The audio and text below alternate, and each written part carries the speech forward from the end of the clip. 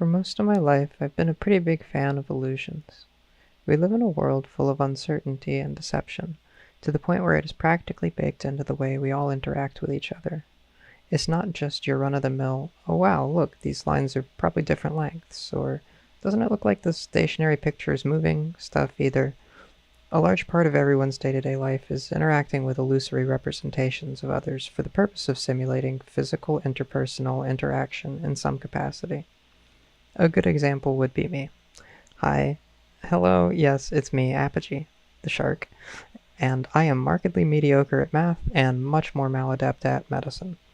I enjoy music and technology, though, and 3 or 4 years ago, when I started dabbling in it, I learned about this neat auditory illusion called a binaural beat.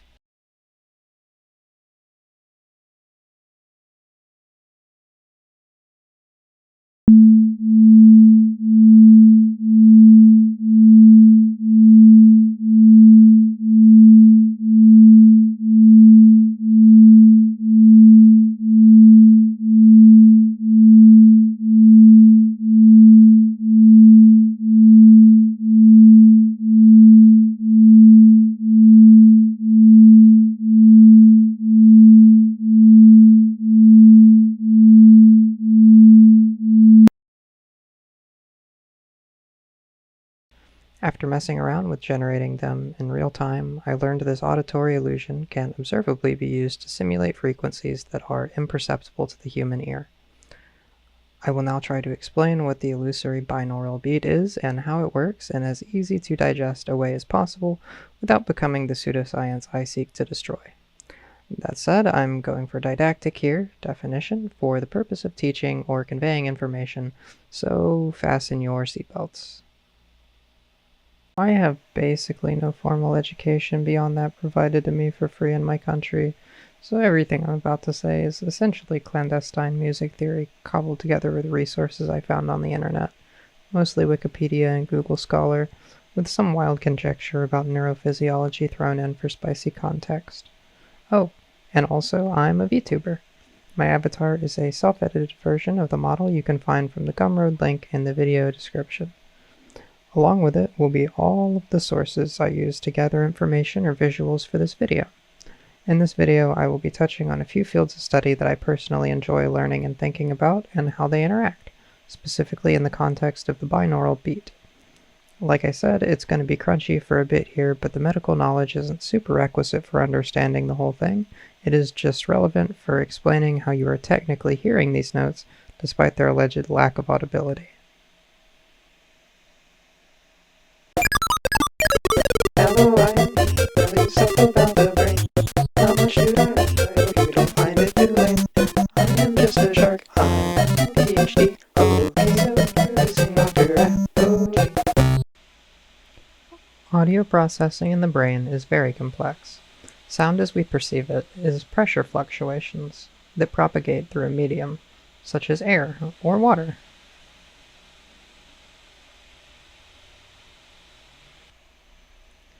The particles in this medium, shifting rapidly over time, cause vibrations in the tympanic membrane.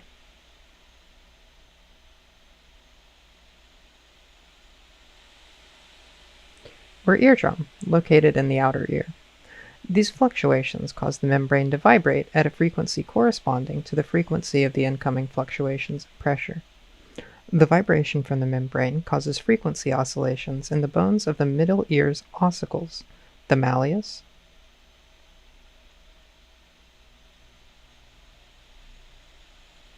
the incus, and the stapes.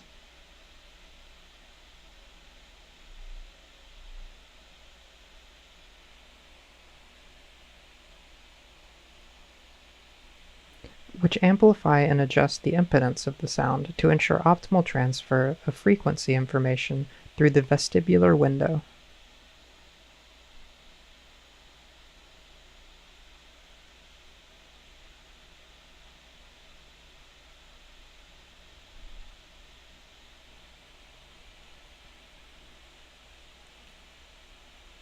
The vestibular window allows for the passing of frequency information through the inner ear's vestibule and into the cochlea.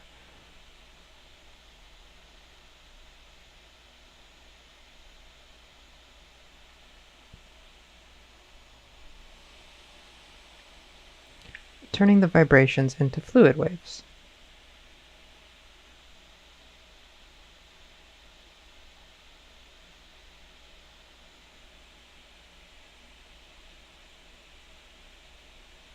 Differences in pressure throughout the cochlea as the fluid waves pass through the scala tympani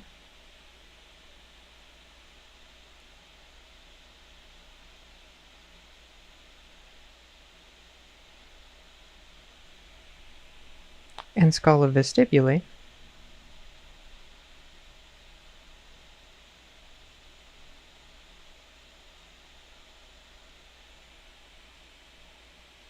are picked up by the scala media, which houses the basilar membrane,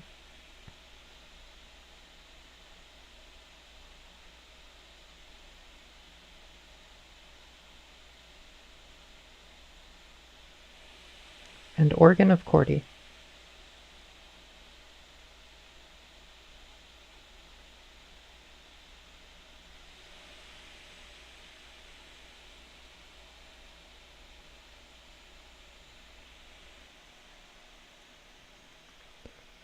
The passing fluid waves cause the scala media to vibrate with the basilar membrane,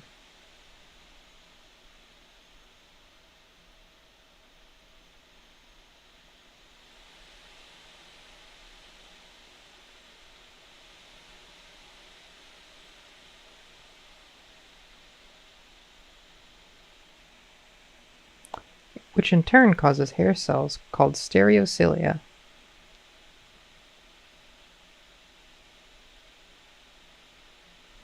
to vibrate against another membrane called the tectorial membrane.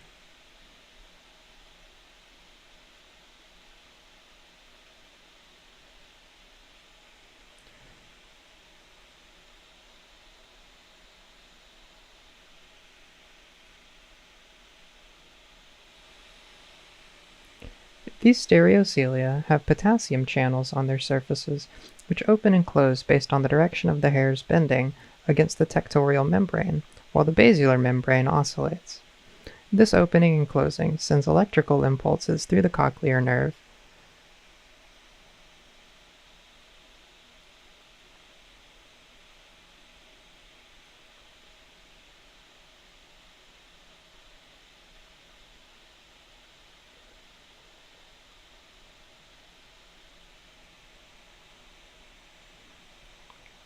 and towards the auditory nerve, where it is picked up by the spiral ganglion peripheral axons.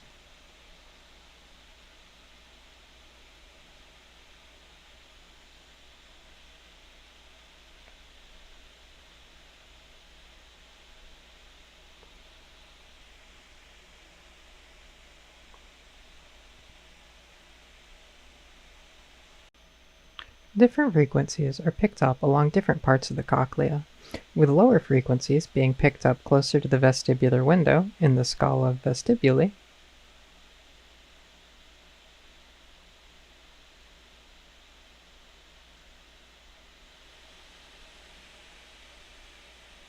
and higher frequencies being picked up further away in the scala tympani.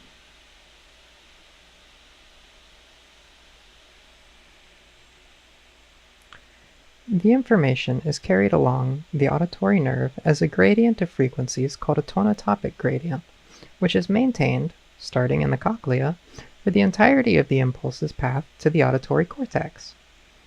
This allows for different frequencies to be processed both together and separately. This is how information in the form of sound, moving through the air, is turned into electrical impulses to be processed by the brain. Before continuing my sort of dry regurgitation of the inner workings of the auditory system for the purposes of telling you about music notes that only sorta exist, I'd like to take a minute to explain what this all means in context, and the implications of this information on my theory of Contra-Subharmonics, as I'm calling it. In context, the information I've presented so far is relevant because of the bi part of binaural. Binaural means relating to both ears, so the illusion I'm describing is essentially a byproduct of the fact that we take in auditory information from two separate sources and mix it together in our heads to determine other things about our environment. A good example of this is sound localization, which is the ability most animals have to discern direction and distance from sounds they hear around them. As sound waves travel from the source of the sound to your eardrum, different environmental factors directly affect the frequency of the sound during travel. As a result, there is a frequency and time disparity between the signals in your brain when they are being processed. This particular brain function is potentially the one upon which the illusory binaural beat rides, and, by extension, the one upon which my theory operates. A bit more context, the ideal human ear can hear frequencies in a range from around 20 Hz to 20,000 Hz.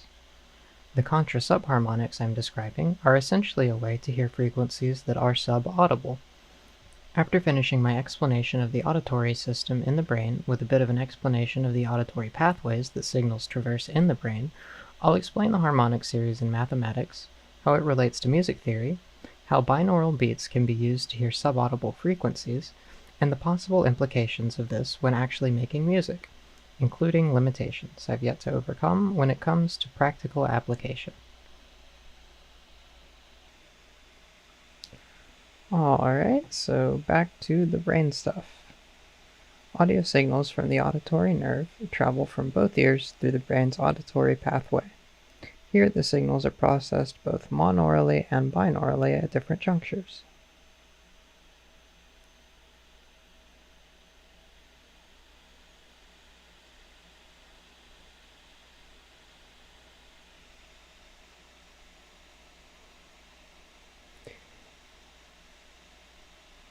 Each step on the path these signals take serves a specific function and processes the auditory information in tandem with signals from other parts of the brain. Following the path the auditory information takes is tricky, because it is feeding back in on itself for processing with regards to things like time delay between signals, processing with regards to emotional response or learned behavior, and pattern recognition. Additionally, the aforementioned tonotopic gradient preservation makes it such that differing frequencies are processed separately as well as together.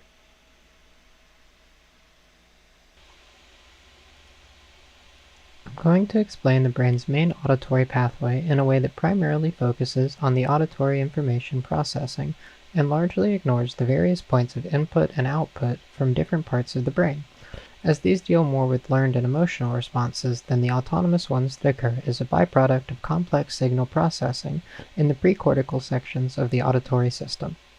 The first relay of this auditory pathway is monaural, and known as the cochlear nucleus. The cochlear nucleus consists of two subsections, known as the dorsal cochlear nucleus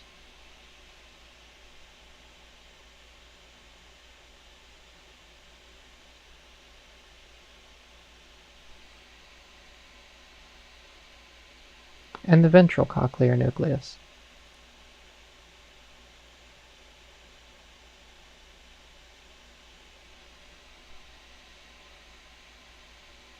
Here, the high and low frequencies of the tonotopic gradient are shunted both separately and together via the intermediate acoustic stria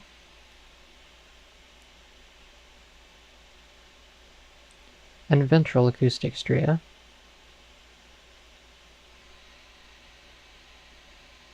to the superior olivary complex.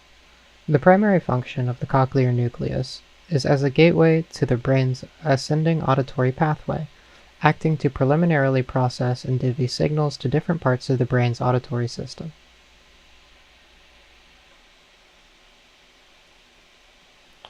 Whereas the cochlear nucleus processes audio signals monaurally, the superior olivary complex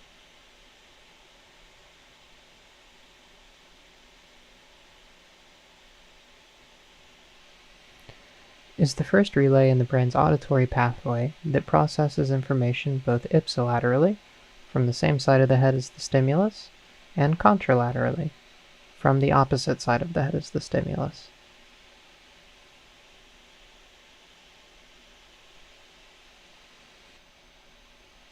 The superior olivary complex's main function in terms of binaural processing is measuring interaural time difference and interaural level difference, which is the difference in time and volume between signals respectively. The next relay in the brain's auditory pathway is the lateral lemniscus,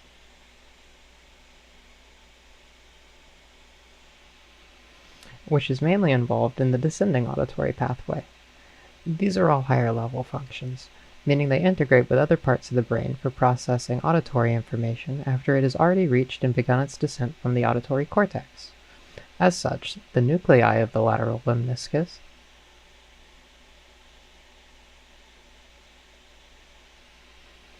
are functionally irrelevant at this stage of audio signal processing, as they are mainly responsible for aiding in the processing of things like emotional and learned responses to auditory stimuli, as well as timing.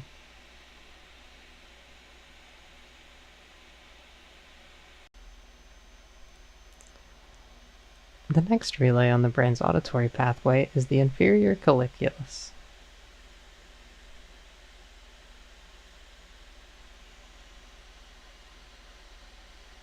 which is the second relay in which ipsilateral and contralateral auditory stimuli mix directly. The auditory signals are muxed not just with each other, however, as the dorsal cochlear nucleus sends low-frequency monaural information here via the dorsal acoustic stria,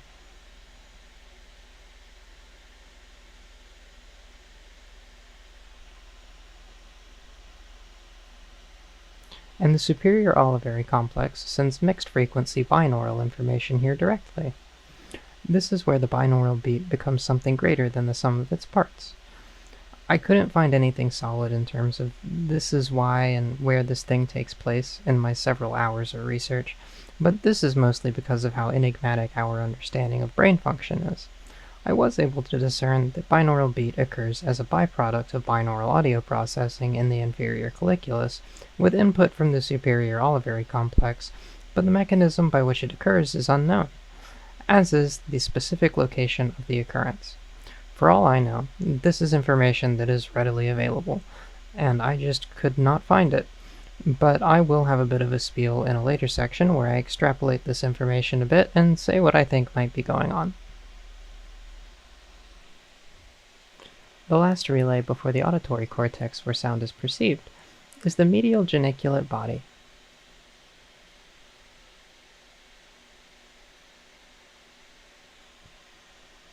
By the time the audio signals exit the inferior colliculus, they are mostly entirely mixed together, so the medial geniculate body is mainly responsible for processing sound with regards to intensity and duration. While binaural audio is processed here, this part of the auditory pathway does things like prime vocal motor response and discern rhythm/pitch. After this final precortical relay, the signal is largely done being processed and is output to the auditory cortex,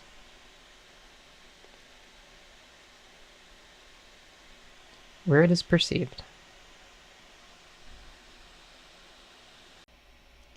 Binaural beats are illusions that arise as a result of playing two pure sine tones of slightly differing frequency in both ears, with each ear receiving a slightly different pure sine.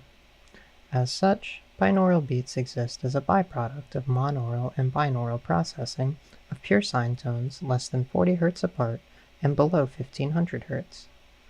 I will now play you two tones, one 219.5 Hz and one 220.5 Hz. This is actually the same tone I played at the beginning of the video, but I broke it up so you can hear what's going on in either ear before you hear what they are like together.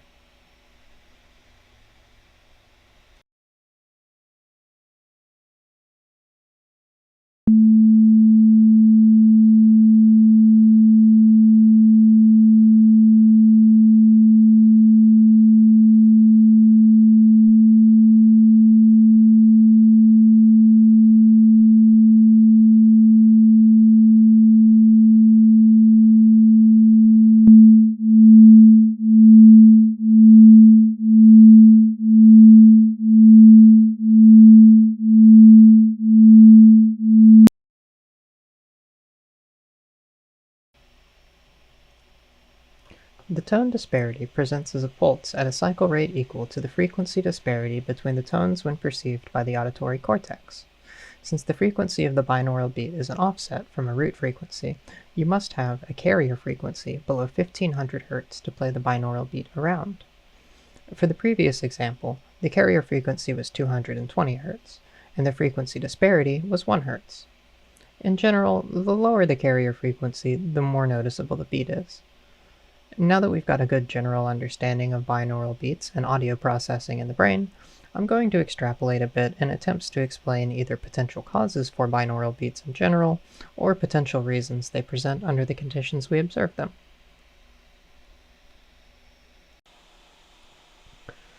The difference between putting binaural beats over low and high carrier frequencies is largely related to how signals are carried to and processed by the superior olivary complex from the ventral cochlear nucleus via the ventral acoustic stria and intermediate acoustic stria. The tonotopic arrangement of the ventral cochlear nucleus is such that the ventral acoustic stria carries mostly higher frequency information from the anterior ventral cochlear nucleus,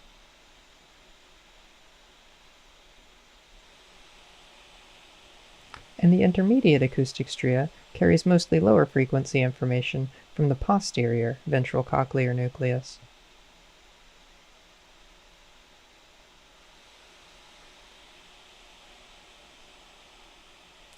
The dorsal acoustic stria, that runs directly from the dorsal cochlear nucleus,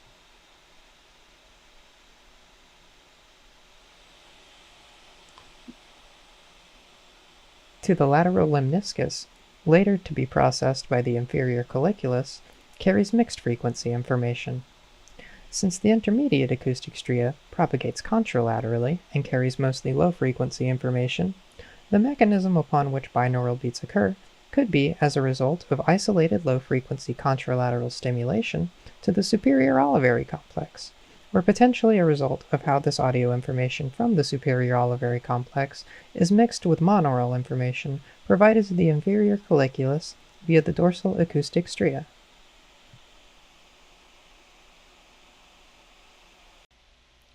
Since binaural beats carry over a low sine tone most effectively, it's possible their occurrence is due to one of the brain's methods of denoising incoming signals, since these simple sine tones are processed, at least partially, as noise.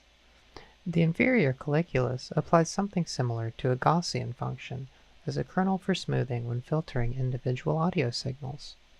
These Gaussian kernels essentially act as low-pass filters, meaning the proportional effect of the frequency differences at lower frequencies is greater than that on frequency differences at higher frequencies.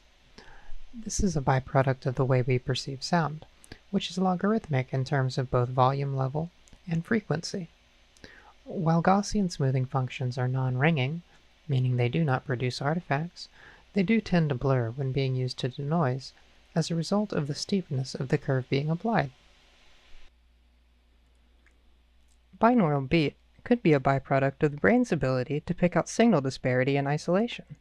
Perhaps if the brain interprets the difference in frequency as a difference in phase instead of a difference in frequency, the resulting composite will have sound localization applied improperly, causing the non-localized static intensity tone to sound like it is moving. This slight shift in phase causes the composite of the two to sound as though it is the frequency in the middle, but applies sound localization to the signal despite the signal being non-localized, making it sound like it is moving around your head or otherwise coming from an impossible direction that cycles at the disparity between the two monaural signals. Larger disparities in frequency cause a faster rate of cycling due to an increased frequency of phase synchronization, which ostensibly indicates a faster predicted rate of movement. Additionally, since the brain's audio processing capabilities are such that picking out phase disparity between two signals is a more effective method of denoising low-frequency sounds than the Gaussian denoising performed on individual signals, this explanation feels slightly more plausible than the last. The pulsing of the binaural beat could also be the brain anticipating a shift in location back and forth while the average energy changes over time. This one can actually be depicted mathematically, with this formula that I will explain shortly. Y equals the absolute value of sine of tau times f sub 1 times x plus sine of tau times f sub 2 times x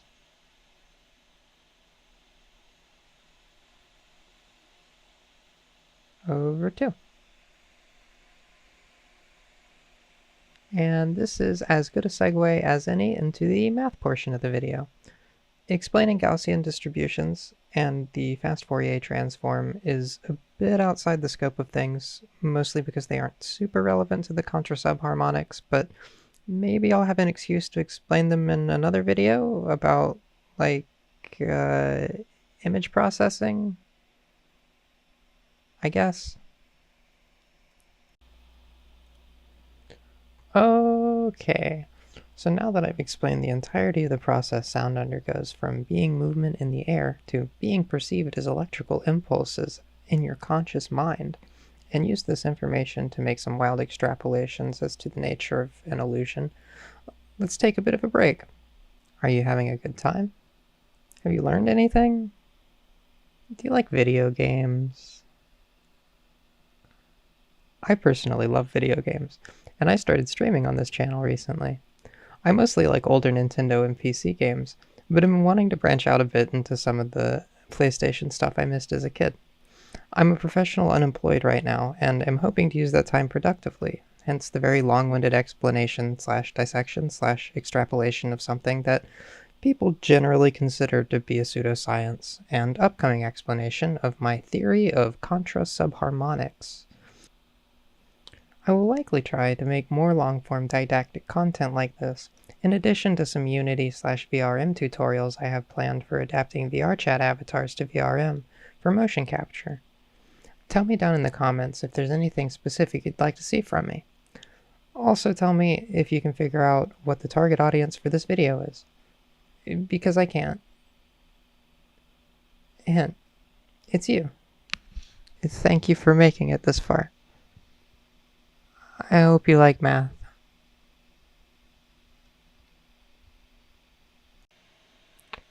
So math is cool and fun, but you're going to have to wait for a moment while I touch on the real, actual, tangible music theory that my Contra-Subharmonics theory builds on. The notes on a piano are lettered from A to G, with all pairs of notes having another note in between them sans 2, B and C, and E and F.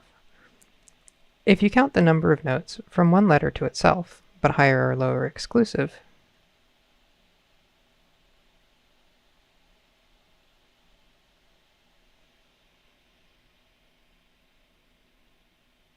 you get 12 notes, and this is called an octave.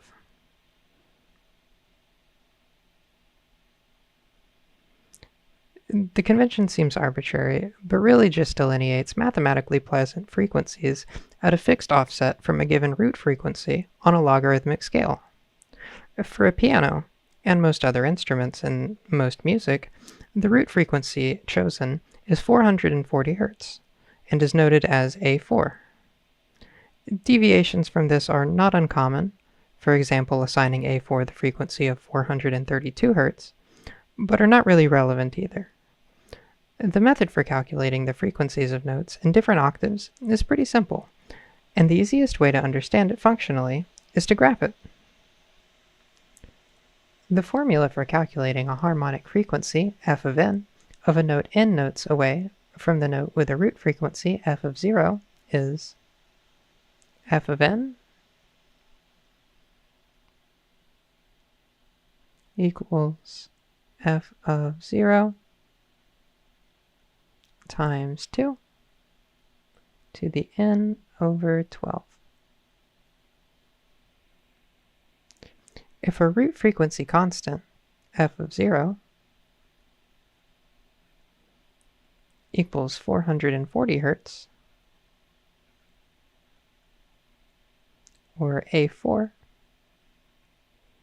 and we want to find the frequency of A5, which is n equals 12,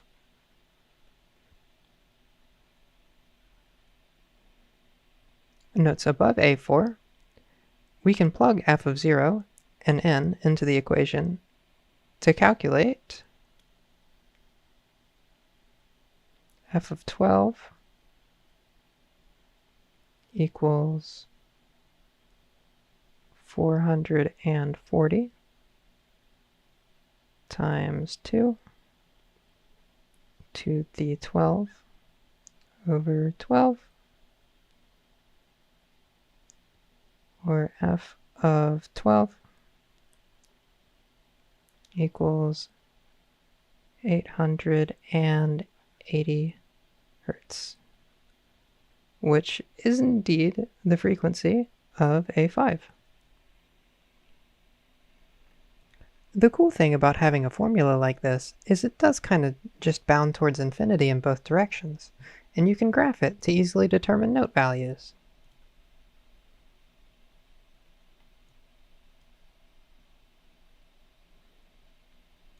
Here's a selection of contra-subharmonic values ranging from -54 to -96 steps below the root frequency. And here is that same data in a table. As you can see, the frequency values range from about 1.7 hertz to 19.44 hertz. The next step is right above the auditory range for humans. So, what is this? This is the octave series. Essentially, the frequencies or notes are spaced in such a way that they are the same distance from each other all the way up, instead of getting closer together as they increase in frequency. As stated previously, the human ear perceives sound on a logarithmic scale, so a logarithmic representation of frequencies as they increase will naturally fall in line with intervals we are comfortable picking out. The equation I showed previously is an equation that essentially lets you calculate the values of the octave series of a given root note. The other relevant mathematical series here is the harmonic series, which is more descriptive of how instruments get their timbre and make sounds physically, but I will touch on it here anyway since I'm here. Whereas the octave series is a geometric progression, meaning it increases multiplicatively, the harmonic series is an arithmetic progression, meaning it increases additively. Additionally, it increases additionally additively, meaning it additionally increases additively. The harmonic series isn't super relevant to any of this actually. I mostly wanted to explain it to justify the contra-subharmonic naming convention. The formal definition of the harmonic series in mathematics is something like the infinite series of numbers formed by summing the reciprocals of all positive integers. The harmonic series in music is basically just that, but in terms of a root frequency, generally played on a string or something similar. The main difference is that the integer reciprocals used in the musical harmonic series describe divisions in the wavelength, thereby yielding higher frequencies as the series increases. Because of this, the harmonic series of a root frequency will always contain the octave series of the same frequency, assuming the frequency is larger than the root, but the octave series increases or decreases by doubling or halving the previous frequency, whereas the harmonic series increases by adding the root frequency. The reason I consider this relevant to the naming convention is because harmonics are themselves the thing, being the arithmetic intervals shown in the harmonic series. Since the harmonic series includes the octave series, that makes the different octaves of a note harmonics of the root frequency. Since the harmonic series increases exclusively, notes that are a part of the octave series, but technically below the bounds of the harmonic series, are called subharmonics. While I could just say, hey, I found more subharmonics, kinda. I don't think that's very fun. So I'm deciding that octaves below the human auditory threshold are the contra-subharmonics, which won in a landslide vote against the sub-contra-harmonics, mostly so I could maintain the togetherness of the word subharmonic. You may also be wondering if a note less than the root frequency, but still part of the octave series, would be called a harmonic or a subharmonic, and the answer is yes. But you will be upsetting someone no matter what you choose, so prepare for that. I can tell you, however, that beyond the shadow of a doubt, if a note is below the human audible range, and still calculable as part of the octave series, you can call it a contra-subharmonic, though, and no one important will be upset. As a last aside, you may hear the subharmonics and harmonics referred to as the undertone series and overtone series, respectively. Considering our perceptible auditory range is finite, having frequency values for notes you can't hear isn't super useful. But also, what if I told you there was a way you could hear notes below 20 Hz, and you could do it with your headphones right now? Well, here is B-4, a note with a frequency of 1.929 Hz.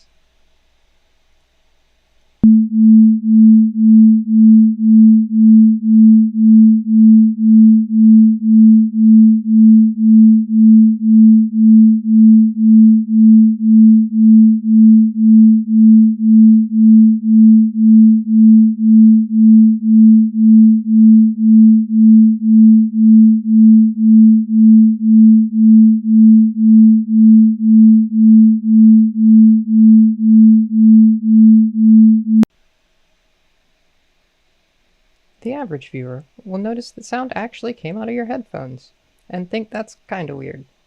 The astute viewer will notice that the tone I played was in fact not a 1.929 Hz tone, but two tones. One of 219.0355 Hz, and one of 220.9645 Hz, with the former being played in the left ear, and the latter in the right ear. This isn't really anything groundbreaking. It's just strange I've never seen this parallel drawn anywhere before between binaural beats and the octave series. I had this idea because the normal human auditory range bottoms out around 20 to 40 Hz, and that's coincidentally the highest frequency binaural beats you can sorta hear. The human auditory range can go as low as 20 Hz, and depending on who you ask, you don't really get much in terms of tangible noticeability from binaural beats above 20 Hz. A0 is actually right in between these two, sitting at 27.5 Hz, and the only time I've seen octaves noted lower than that are in my digital audio workshop. At this point, I've kind of explained, but yet to explicitly state, that the binaural beat is what I'm using as the frequency medium for the contra-subharmonic notes. So, in addition to the contra-subharmonic, there is also a carrier wave that is just a normal sound that can be literally any note below 1500 Hz. In my experience, 220 to 440 Hz gives the most consistent results, but truthfully, the frequency disparity between different contra-subharmonics that are right next to each other is next to imperceptible. For the sake of demonstration, here is an octave of the contra-subharmonic series ranging from A-4 to A-3. These notes use the same 220 Hz central frequency and change the offset accordingly as they ascend.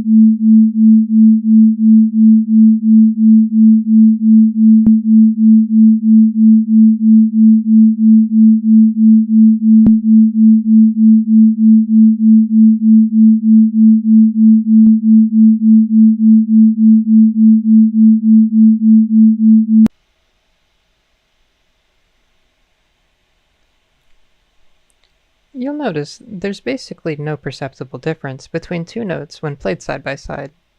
This seems like a problem, But it isn't if you think about it. Normal notes are kind of like this too in isolation. It's the progression in space between them that makes them significant, and two notes right next to each other are admittedly hard to guess or discern to the untrained ear. Remember that equation I gave earlier that probably didn't make that much sense?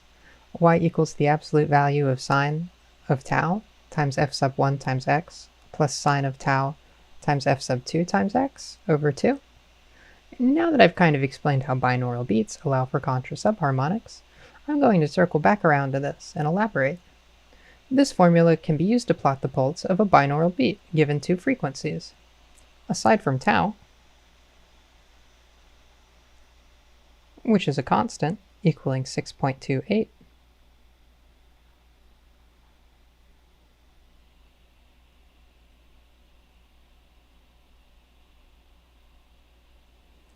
and the variables are such that f sub 1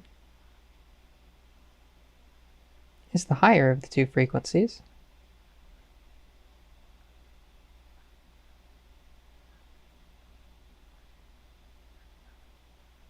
f sub 2 is the lower of the two frequencies,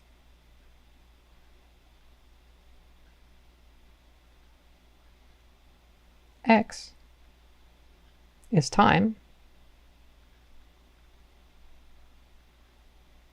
and y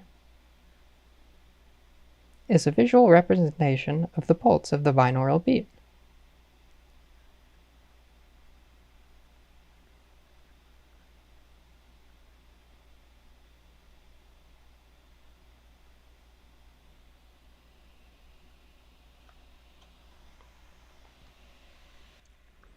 Essentially what this does is adds the two sine waves of given frequencies together and then divides them to visually represent the pulse of the tone.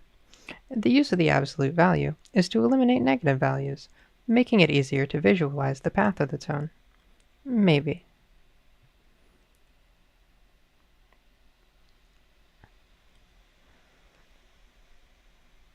There's also the same formula, but subtracting the sine waves instead of adding them.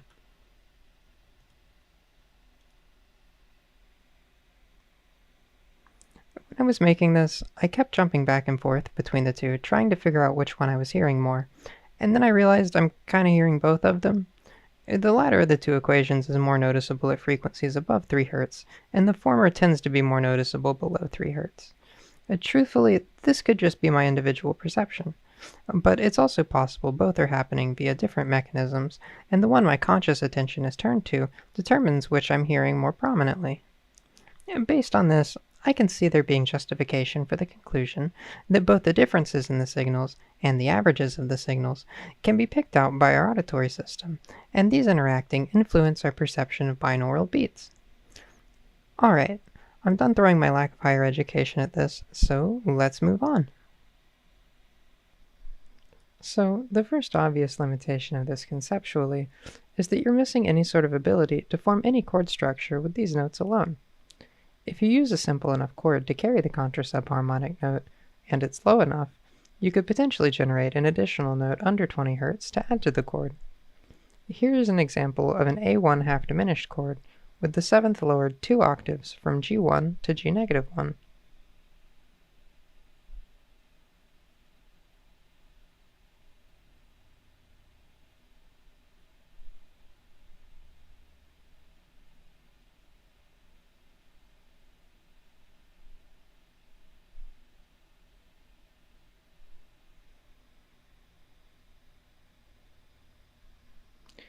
In the interest of keeping the notes a reasonable distance away from each other, I chose a pretty low chord, so be prepared for that. First, I will show the chord without the contra-subharmonic, and after, I will show it with.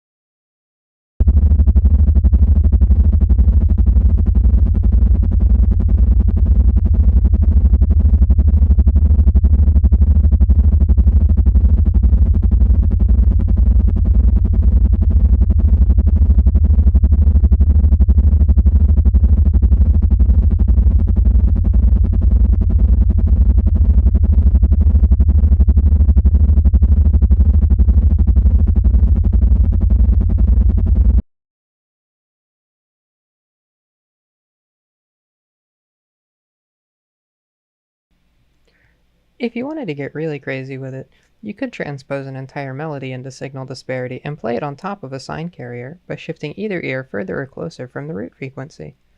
I've had a few other ideas that I've put into actual music that I've made, but practical application is more limited than demonstrable. The biggest problem is that almost every pitch shifting VST that I can find either shifts frequency by semitone, 1/12 of an octave, linear frequency, or time. These all have their respective problems. Since we are aiming to offset a root signal by a fixed amount logarithmically, the semitone seems like the best option, but semitones are very coarse, and the intervals do not line up in such a way as to be consistently usable for precise intervals. Since we're working with frequency offsets around a central frequency, the size of the intervals matters, and offsetting it in both directions is somewhat relevant as well, as it is ideal for the two tones and resulting pulse to be as close as possible to the center frequency in the interest of preserving the original sound. The problem with linear frequency shifting is that it is not logarithmic, which means it shifts anything by a fixed number of hertz. Since the audible range for binaural beats is only the lower half-ish of the normal audible range, this doesn't matter a ton, but it does mean the shifts on the lower end of things are weighted more, and shifts on the higher end are weighted less. This distortion, or artifacting, or whatever, isn't really noticeable, but information is lost, and despite the lack of binaural beat phenomenon at higher frequencies, I still think it'd be nice to be able to shift everything evenly and logarithmically based on a fixed deviation from the root frequency of the sound itself, like semitone shifting, but with more fine frequency-based control than semitones and cents. Unfortunately, my DAW's knob for frequency doesn't have a fine enough accuracy to do thousandths, so even if this both made sense and was a feature, it still wouldn't really be what I'm looking for exactly. This is largely the problem with time domain stretching also. Mathematically, it's possible to adjust the timing of the signal by a fixed amount to alter the frequency of the signal in parts, and then correct them in the time domain while preserving the altered frequency. This one is good for fast and low overhead frequency shifting, but isn't super useful for me, mostly because of my DAW limitations. When I say I've tried every pitch shifter I can find and none of them meet my exact use case, I mean, please help. I have no idea what I'm doing, and I am too poor to afford one that isn't free. For all I know, this plea is incoherent, and I'm not using the tools at my disposal properly. But I struggle to consistently binauralize a sine wave in isolation with this program, much less programmatically apply shifts like this to complex tones. When I have managed to do this, it has worked, kinda. While this may not have been the end goal, I'd be lying if I said the result was a coherent binaural beat, but it did tangibly add something to the tracks I did it with. And practically, it is seen best use as a filter of sorts, to adjust the tension of vocal parts and add complexity to very simply tempered instrumentation for bass parts. Here is an example of the latter. First the unaltered sample, and then the altered sample. Alright, so this is a song I made a little while ago. It uses the frequency disparity that I was talking about to add a bit of a kind of warbling effect when it's present, using like the frequency shift. It isn't actually related to a contra-subharmonic. It's just kind of a way that like the concept can be worked into like an actual song.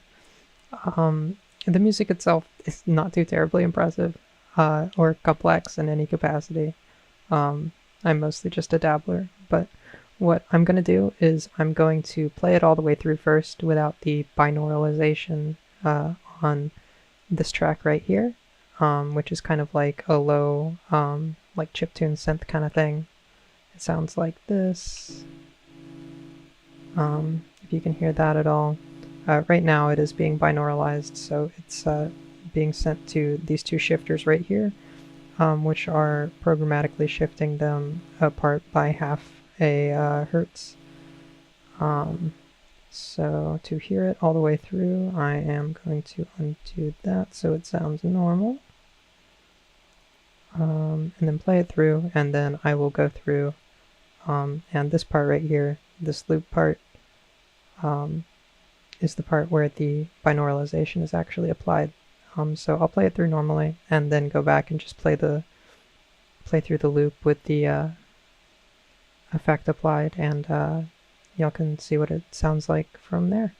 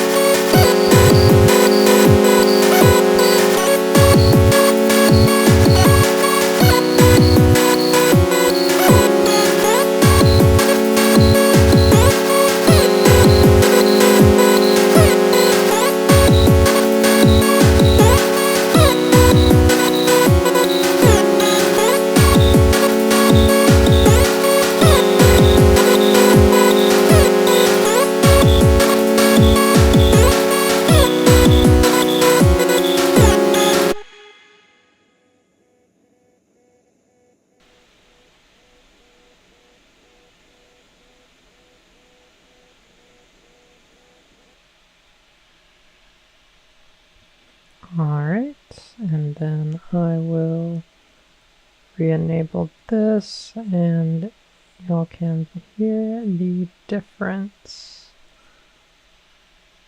That should do it.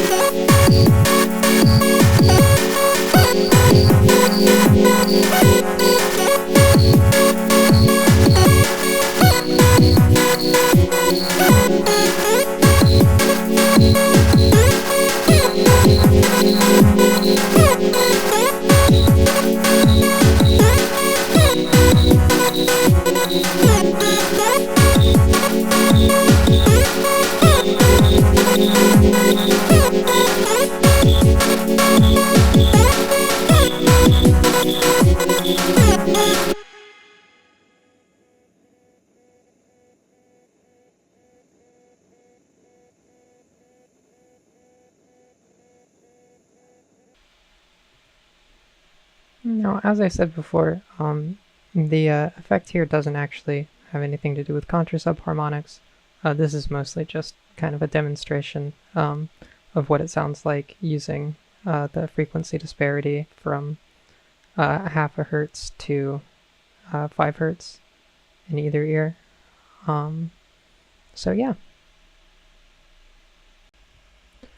An interesting closing note about the math stuff. I lied about the Gaussian distributions and FFTs. I won't give a super detailed explanation, but I will explain what they are if you actually made it to the end of the video and didn't know when you started. A Gaussian distribution is another word for a normal distribution, and it describes a function in statistical analysis in which the data points are normally distributed, which basically just means it's even on both sides. You may also hear this called a bell curve. When it comes to data processing, the fast Fourier transform is a method you can use to determine the area under a curve of a graph in a specific region of the graph. This region is called a window, and you can apply different curves to the window to weight the reported area differently depending on where under the window the data falls. If you move the window from the beginning of the signal to the end, and then plot the frequency of the different frequencies throughout the signal, you can do things like filter out random noise from an otherwise strong coherent signal and break complex waveforms up into their component parts. The Gaussian distribution as a window is favorable for this because it is even on both sides, so data is centered and processed symmetrically. This is a very brief and sloppy explanation, but I would have felt bad not saying anything about it, so here's something. And I think that about does it. I've never tried to make anything like this before, truthfully. I've spent the past 2 years just kind of passively making music and coding after having conceptualized this and not really doing anything with it. But I stumbled upon some notes I took when I was researching this initially and decided I'd share my silly little music theory with the world to commemorate my having started VTubing. An interesting closing note about the brain stuff. If you check the Wikipedia article for the lateral lemniscus, you'll see the function is said to be mostly unknown and thought to be timing-based, but I found a study from a year or so ago that discovered that not to be the case. So congrats! You now have more up-to-date medical knowledge on something very specific than people who haven't learned this yet, which is most of them. Well, thanks for watching. I've been Apogee the Shark, and next time I'll be something else. I don't know what I'm going to tell you something about the brain. I'll do my best, I hope you don't find it too late. If I am just a shark, I have no PhD. Okay, so introducing Dr. Edpogee.